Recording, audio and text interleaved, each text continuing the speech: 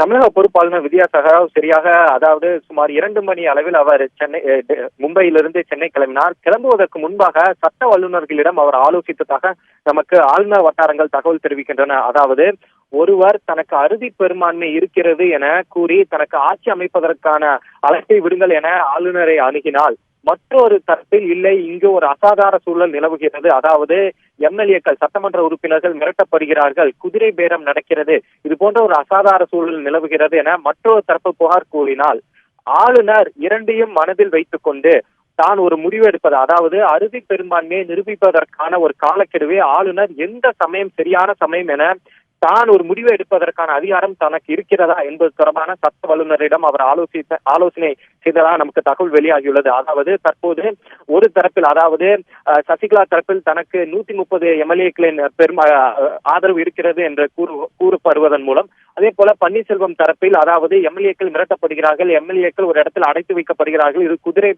குதிரை பேரம் நடைபெற்று வருகிறது என ஒரு தரப்பில் புகார் கூறப்பட்டு வருவதால் இரண்டு தரப்புமே இன்று மாலை ஆளுநரை சந்திக்க உள்ளனர். இரண்டு தரப்புமே தங்களுடைய இதே பதிலை ஆளுநரிடம் முன்வைக்க உள்ளனர். அப்படிப்பட்ட ஒரு சூழலில் ஆளுநர் தான் எந்த முடிவை எடுக்க வேண்டும், இதற்கு ஏதாவது சட்ட வழிகள் இருக்கிறதா, ஒருவர் தனக்கு அறுதி பெரும்பான்மை இருக்கிறது, தான் ஆட்சி அமைக்க தன்னை அழையுங்கள் என்று கூறும்போது எந்த ஒரு அசாதார சூழலை தான் மனதில் வைத்துக் கொண்டு தான் அந்த முடிவை எடுப்பது, அதாவது பெரும்பான்மையை நிரூபிப்பதற்கான தேதியை தான் நீடிக்க முடியுமா, சூழலை சீராகும் வரையில் அந்த தேதியை தன்னால் நீடிக்க முடியுமா, தனக்கு அந்த அதிகாரம் இருக்கிறதா என்பது தொடர்பான ஒரு சட்ட ஆலோசனை அவர் செய்ததாக நமக்கு தகவல் வெளியாகியுள்ளது. அந்த சட்ட ஆலோசனையில் உத்தரகண்டில் இதே போன்ற ஒரு சூழல் தான் நிலவியது. அதாவது அப்போது இருந்த காங்கிரஸ் கட்சியின் முதல்வர் ஹரிஸ் ராவத் இதே போன்ற ஒரு சிக்கலில் இருந்தார். அதாவது அவர் குதிரை பேரம் நடத்துவதாக எம்எல்ஏக்களை அவர் ஆசை வார்த்தை கூறி மிரட்டுவதாகவும் புகார் எழுந்தது. அந்த காலகட்டத்திலும் இதே மாதிரி ஒரு அசாதார சூழல் நிலவியதால் பெரும்பான்மையை நிரூபிப்பதற்கான, அதாவது ஃப்ளோர் டெஸ்ட் எனப்படும் சட்டமன்றத்தில் தன்னுடைய பெரும்பான்மையை நிரூபிப்பதற்கான காலக்கெடுவை அப்போதைய ஆளுநர் சற்று நீடித்து வைத்தார்.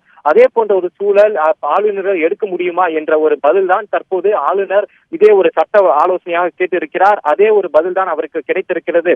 இருந்தாலும் இன்று மாலை இரண்டு தரப்பையுமே அவர் ஆலோசனை செய்த பிறகு இது தொடர்பான ஒரு முடிவு எடுப்பார் என்றுதான் நமக்கு அங்குள்ள வட்டாரங்கள் தெரிவிக்கின்றன.